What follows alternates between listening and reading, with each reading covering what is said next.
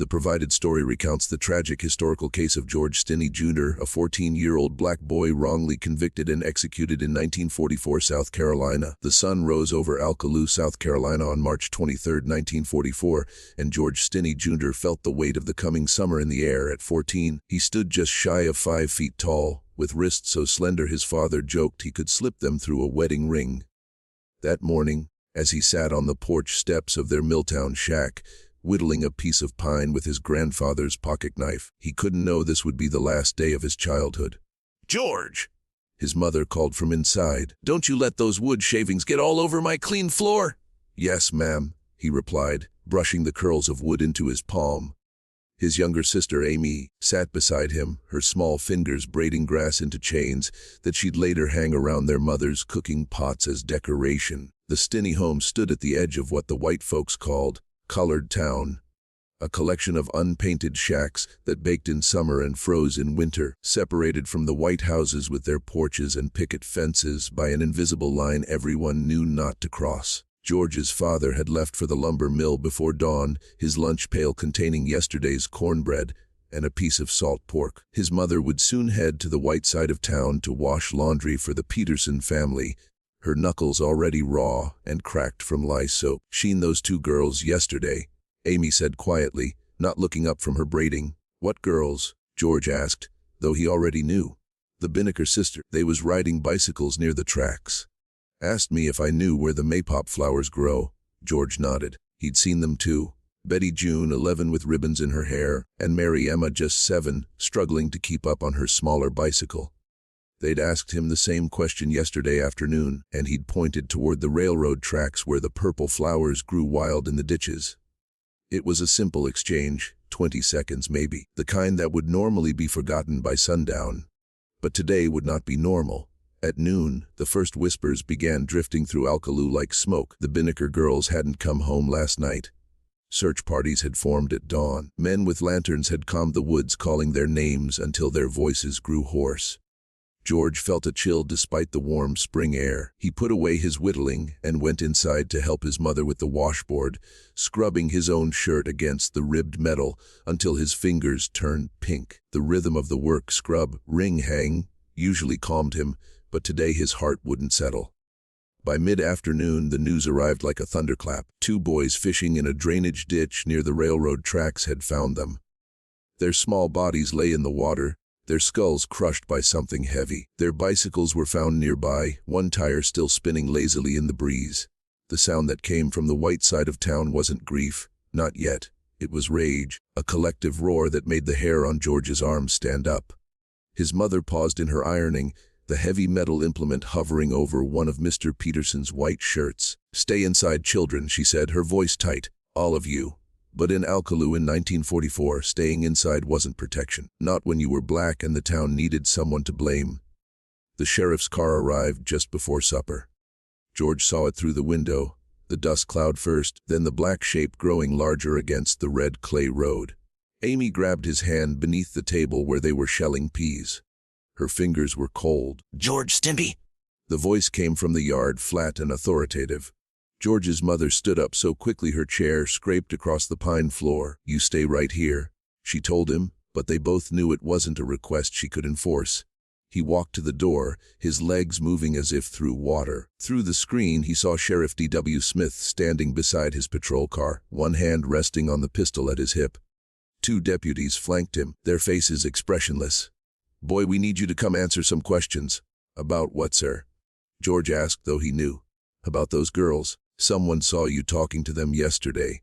His mother stepped onto the porch, wiping her hands on her apron. "My George didn't have nothing to do with that. He was here with me all afternoon." The sheriff's eyes didn't even flicker in her direction. "We'll be the judge of that. Come on now." The screen door squeaked as George pushed it open. The sound was so ordinary, so familiar that it felt like betrayal. This was his home, his porch, the step where he'd learned to tie his shoes, the rail where he'd carved his initials last summer.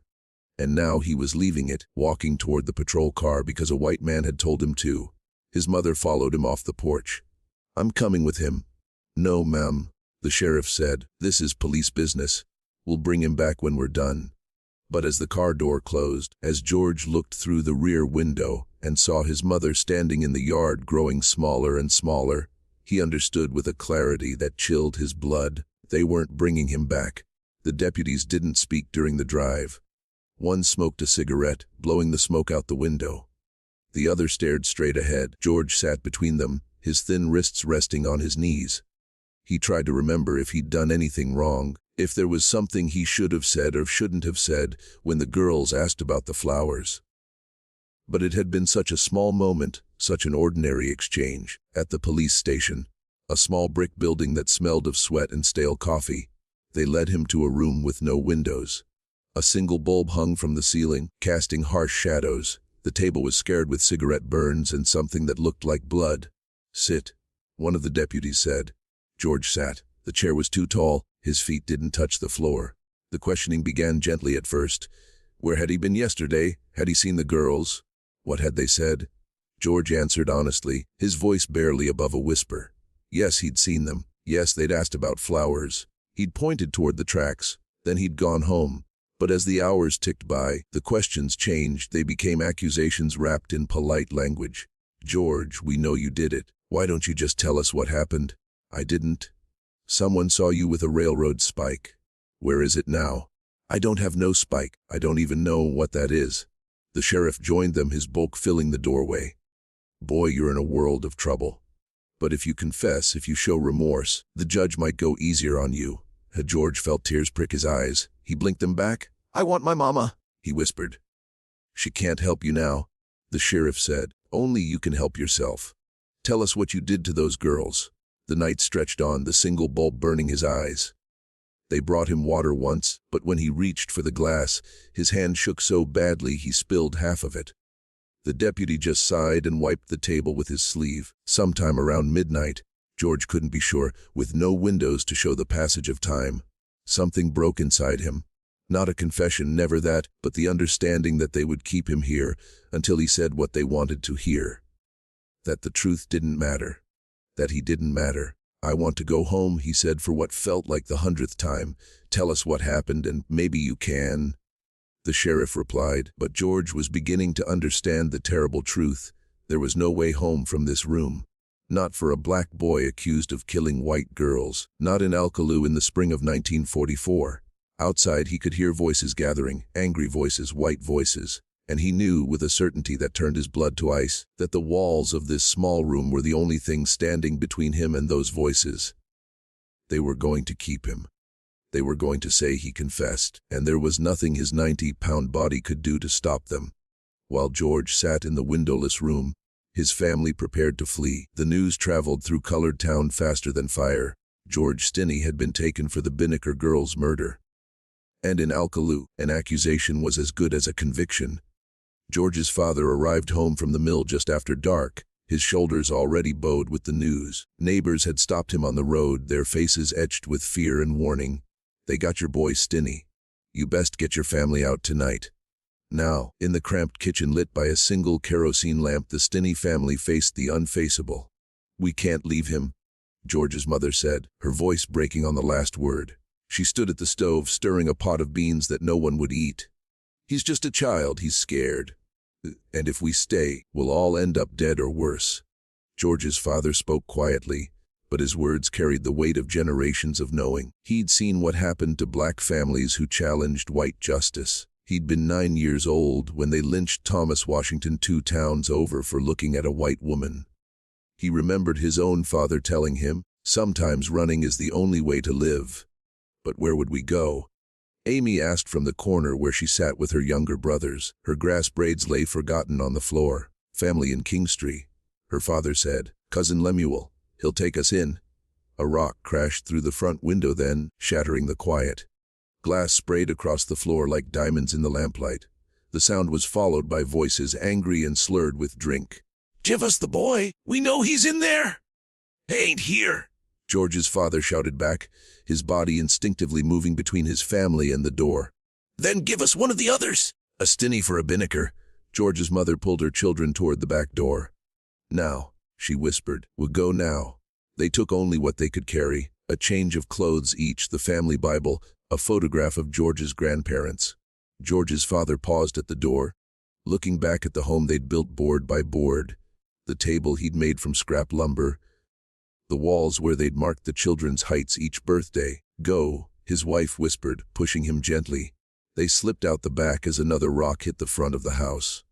The night swallowed them whole, a mother, a father, and 4 children moving silently through the shadows behind the shacks, avoiding the roads where white men with torches were beginning to gather. George's mother didn't look back. If she had, she might never have kept walking. But she could feel George's absence like a physical weight, a hollow space in their formation where her second, youngest should have been walking, his hand in hers. At the edge of town, they met Old Man Carter, who ran the colored grocery. He'd hitched up his mule cart and waited in the darkness, a silhouette against the starless sky. "Get in," he said, not bothering with greetings. "I'll take you as far as the county line." They climbed into the cart, the children huddling together for warmth despite the mild spring night. As the mule began its slow plod away from Alcolu, George's mother finally allowed herself to look back. The lights of the town glowed in the distance. Somewhere in there, in that little brick building, her son was alone.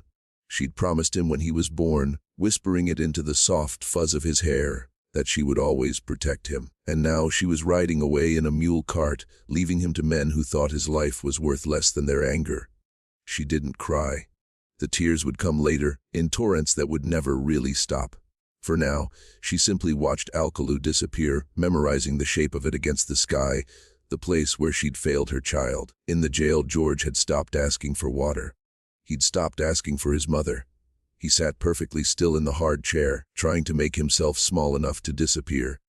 The sheriff had left him alone for a while, but George could hear voices in the hallway.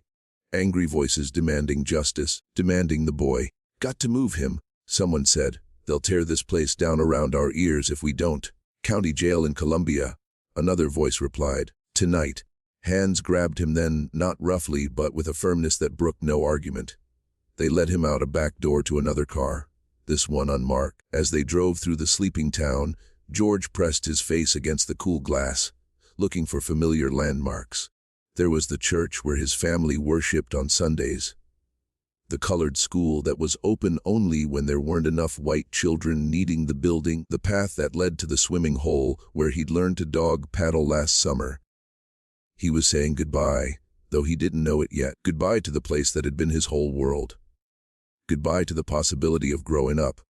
In Columbia, they put him in a cell by himself. The door clanged shut with a finality that echoed in the empty corridor.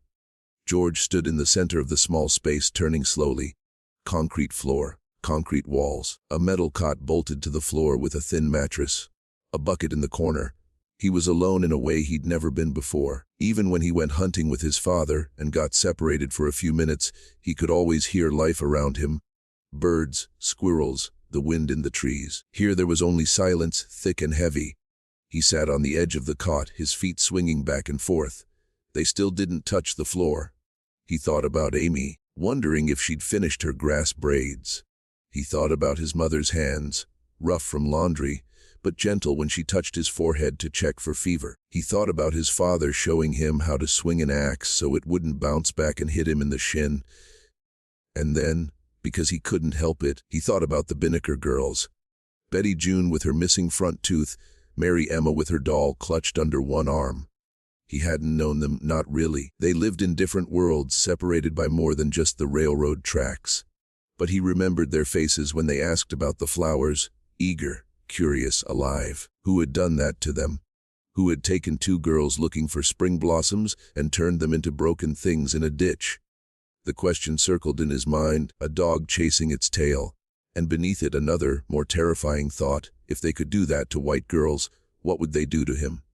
He lay down on the cot, curling into a ball the way he used to when he was small, and thunder frightened him. His mother would sit on the edge of his bed then, singing softly until he fell asleep. "Hush, little baby, don't say a word. Mama's gonna buy you a mockingbird." No one sang to him now. The only sound was the drip of water somewhere down the hall, a steady plink, plink, plink that marked the passage of seconds, minutes, hours. Somewhere in the night, he must have slept, because he dreamed of flowers, maypop flowers, their purple blossoms spreading as far as the eye could see. He was picking them, filling his arms with them, taking them to his mother. She smiled when she saw him, and for a moment everything was right. Then he woke to the clang of a metal tray being shoved through a slot in the door. Grits, cold and congealed, a piece of cornbread. He wasn't hungry, but he ate because his body demanded it. The food tasted like nothing like ash. After breakfast, a man came to see him, young, white, wearing a suit that looked too big in the shoulders. He introduced himself as Charles Plowden, his court-appointed lawyer. "George," he said not unkindly, "we need to talk about your trial." "My trial?" The word felt foreign in George's mouth. "You're charged with 2 counts of murder. The trial is in 1 month. 1 month. 30 days. George tried to picture it. The days stretching out like the road to Columbia, empty and endless. "Will my mama be there?" he asked. Mr. Plowden shifted uncomfortably. "I don't know, son. But I'll be there. We'll get through this." But George heard what he didn't say. The lack of conviction, the hesitation. This man didn't believe him. Or maybe he did believe him but didn't care. Or maybe he cared but knew it didn't matter. After Mr. Plowden left, George stood at the small, barred window of his cell. He could see a sliver of sky, blue and cloudless. A bird flew past, a swift dark shape against the brightness. He remembered something his grandfather had told him once, back when the old man was still alive and would sit on the porch telling stories. "Every bird knows how to fly," he'd said, his voice raspy with age. "It's in their bones. They don't have to learn it, they just know." George watched the bird until it disappeared. He wondered what it felt like to have flight in your bones, to be able to rise above all this, the bars, the concrete, the accusations, and just disappear into the sky. He didn't have flight in his bones. He had only this small body, these thin wrists, this heart beating too fast in his chest. And somewhere out there, a system that had already decided he was guilty. The days in the Columbia jail took on a terrible sameness. George marked their passage by the meals pushed through the slot. Grits in the morning, beans at noon, more grits at night. By the changing of the guards, some who ignored him completely, others who looked at him with something like pity before turning away. A week after his arrival, Mr. Plowden visited again. This time he brought papers, which he spread out on the small table in the interrogation room where they met. "George," he said, his voice too loud in the quiet room, "the prosecution says you confessed. Sheriff Smith says you told him you hit the girls with a railroad spike." "I didn't," George whispered. He'd said it so many times the words felt worn smooth, like stones in a river. Mr. Plowden nodded, but he wasn't listening. "Not really. They don't have the spike. They don't have any physical evidence. But they have witnesses who say they saw you talking to the girls." "I did talk to them. They asked about flowers. And you pointed toward the railroad tracks." "Yes, sir." Mr. Plowden made a note. "Where were you after that?" "Went home. Helped my mama with chores at supper. Went to bed." "Can anyone vouch for you?" "My family. My mama, my sister Amy." "Black witnesses," Mr. Plowden said, more to himself than to George. "The jury won't put much stock in that." George didn't understand what that meant. Not exactly, but he understood the tone. It was the same tone his father used when he said the rain wouldn't come, the crops would fail, and there was nothing to be done about it. "Will you tell them?" George asked. "Will you tell them I was home?" "Of course," Mr. Plowden said, but he was already gathering his papers. "I'll see you at the trial. George, be strong." After he left, the guard took George back to his cell. On the way they passed another prisoner, an older black man with gray in his hair and deep lines around his eyes. The man looked at George, really looked at him, and for a moment George thought he might say something. But then the guard nudged him forward, and the moment passed. Back in his cell, George sat on his cot and tried to pray. His mother had taught him prayers, simple ones for meals, for bedtime, for when he was scared. But now the words wouldn't come. He opened his mouth, but all that emerged was silence. Instead, he thought about the trial. He'd never been to a trial, didn't really know what one was, but he'd heard stories from Old Man Carter, who liked to sit outside his grocery and talk about the world. "White man's justice," he'd say, spitting tobacco into the dust. "Ain't nothing just about it." George hadn't understood then. He'd thought justice was like the scales his teacher had shown him once. Balanced, fair. You did something wrong, you got punished. You did something right, you got rewarded. Simple. But nothing about this was simple. The next day brought a different visitor. A priest in a black robe with a white collar. Father McGowan had kind eyes and hands that shook slightly when he reached through the bars to touch George's shoulder. "Son," he said, "how are you holding up?" George didn't know how to answer that. Was he holding up? He was still breathing, still eating when they brought food. But inside, something was breaking, cracking like ice on a pond when you step on it. "I didn't do it," he said, because that was the only thing that felt true anymore. Father McGowan nodded. "God knows the truth, George, and God is merciful. Will he get me out of here?" The priest's eyes filled with tears. He looked away, composing himself. "God's ways are mysterious, my son. Sometimes our suffering has purpose we cannot see." George thought about that. What purpose could there be in sitting in a concrete room, waiting for a trial that everyone said he would lose? What purpose in his mother's tears, his father's bowed shoulders? "I want to see my family," he said. "I know." Father McGowan reached into his robe and pulled out a small Bible. "Would you like me to read to you?" George nodded. He didn't really want to hear Bible stories, but he wanted the sound of a kind voice. He wanted to pretend, for a few minutes, that someone was here for him. The priest read from Psalms.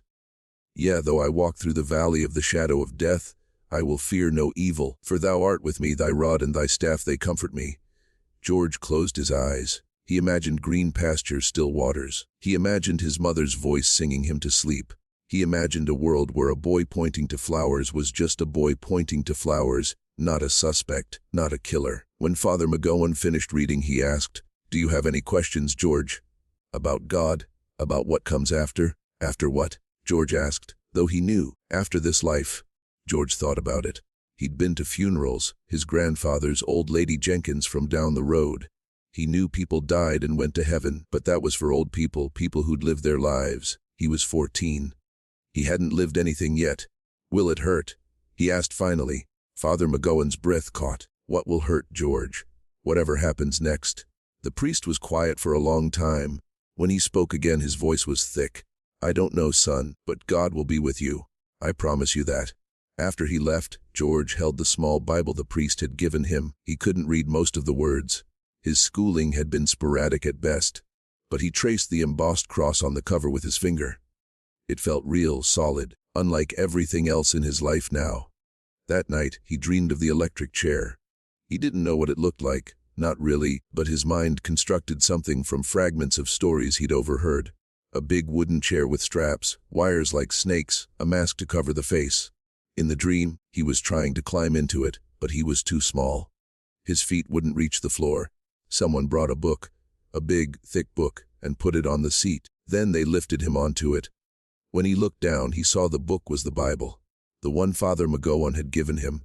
He woke with a start, his heart hammering against his ribs. The cell was dark, the only light coming from the corridor through the small window in the door. He could hear someone crying down the hall, a low, hopeless sound that went on and on.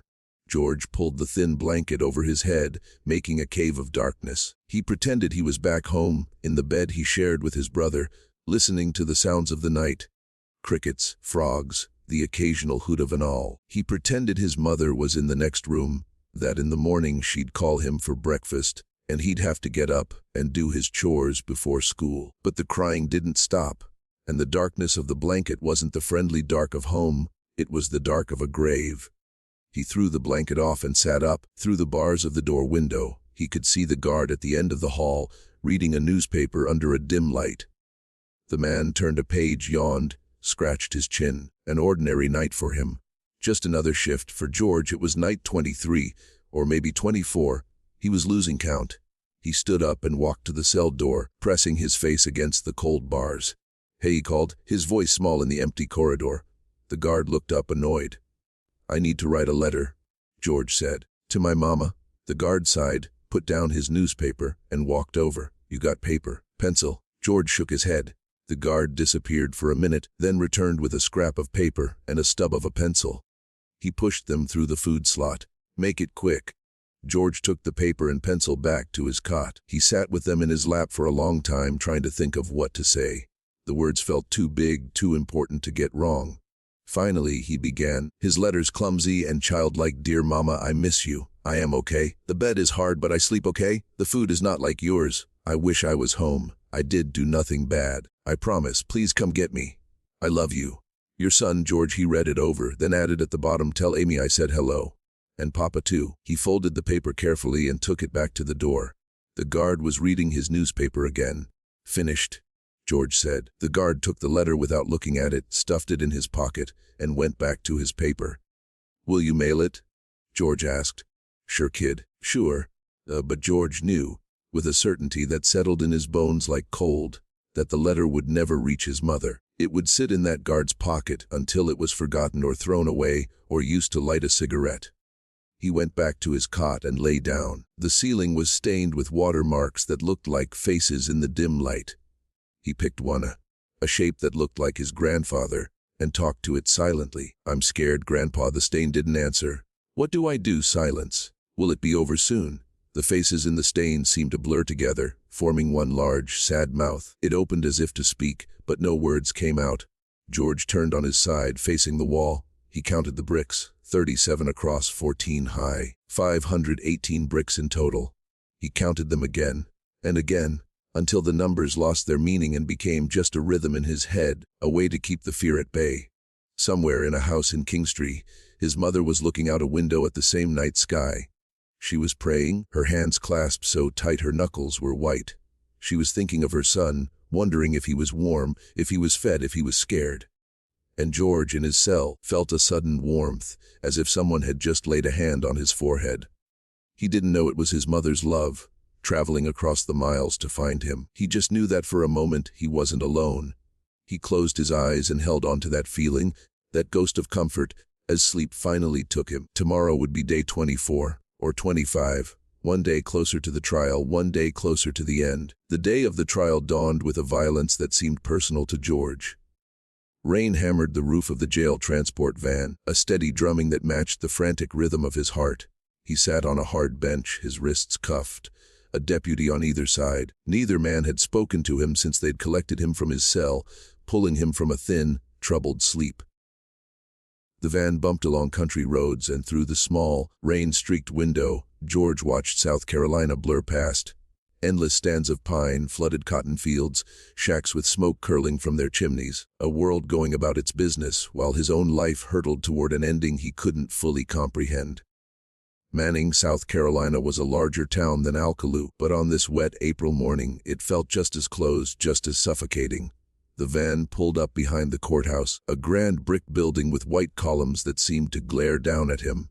A small crowd had gathered under umbrellas, their faces pale smudges against the gray day. As the deputies hustled him from the van toward a side door, a voice rose above the rain.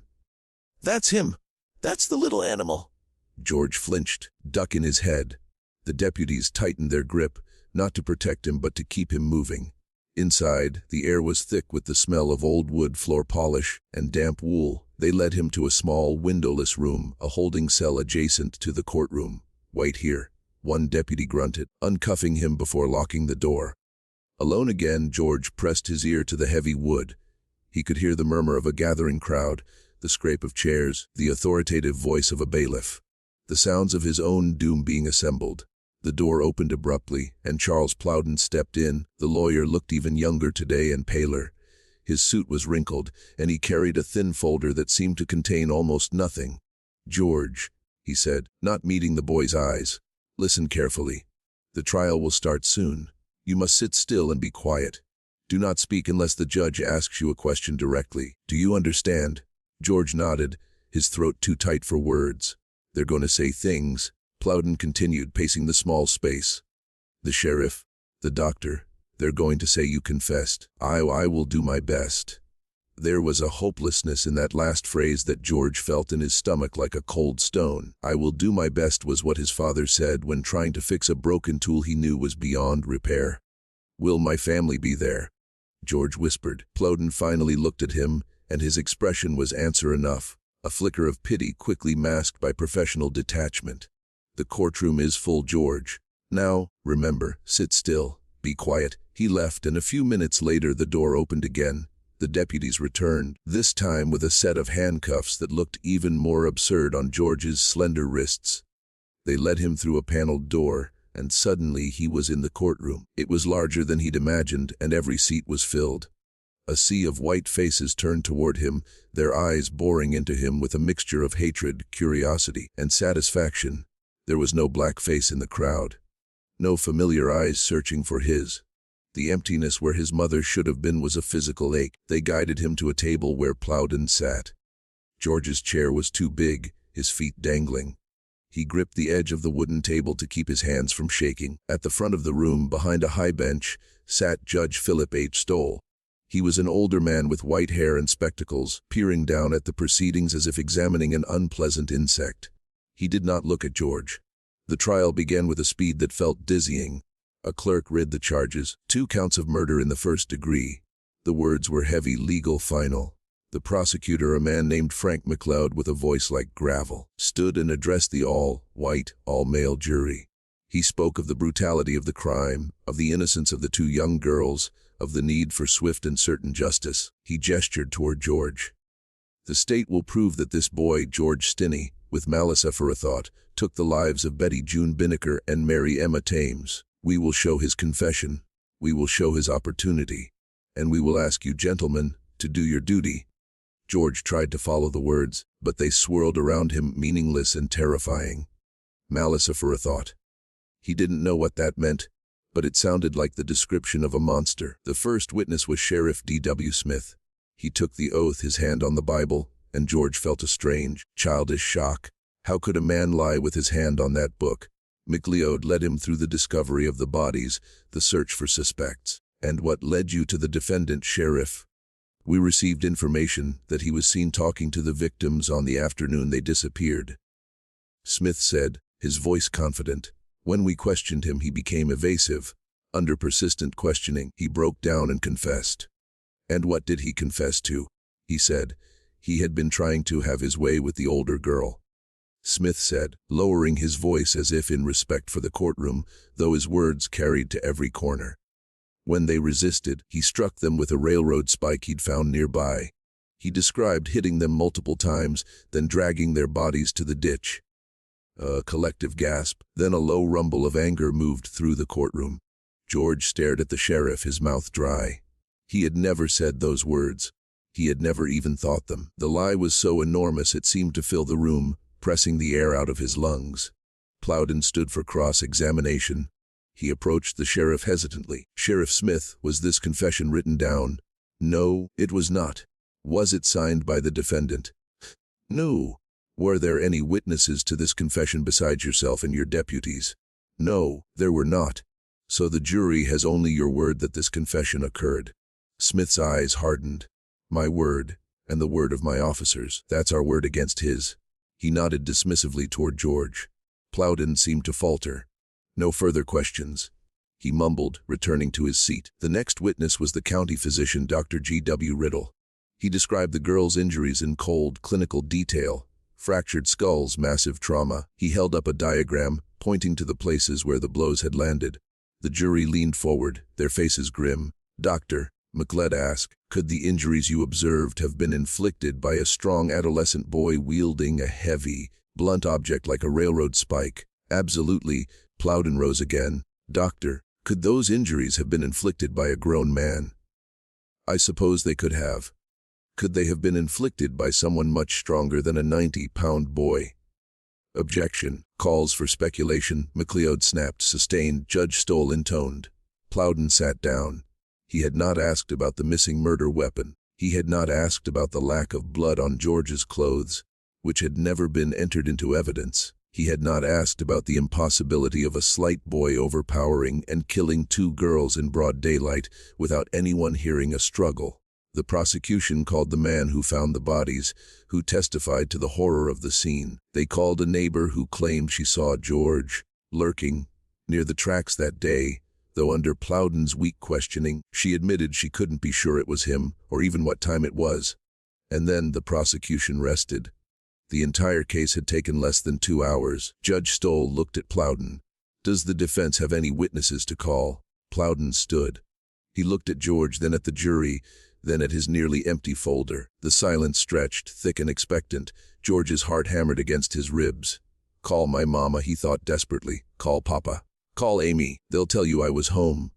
Plowden cleared his throat. The defense rests, Your Honor.